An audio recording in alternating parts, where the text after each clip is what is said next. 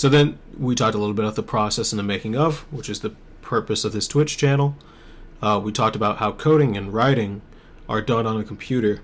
So it's just opening up the process of what's happening. It's basically a screen cap of stuff that you already do as a knowledge worker.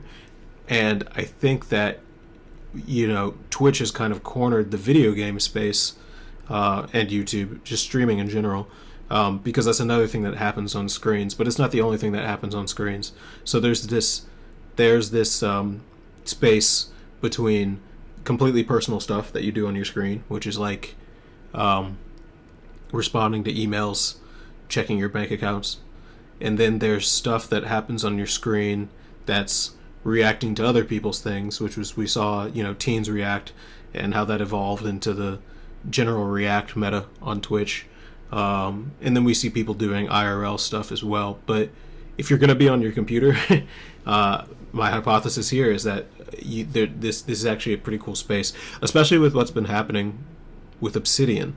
I think Obsidian and personal knowledge management tools have done a lot to make the space of creating a lot more engaging and well thought out.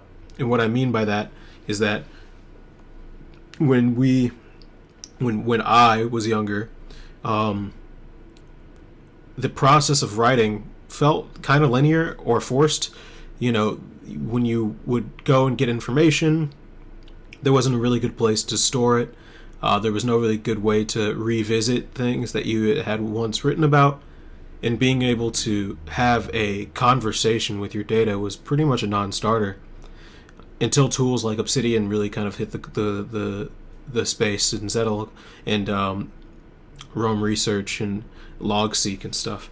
When those came into play, people really were able to start capturing their own thoughts in a way that ideas would be able to get revisited, so people would start investing more.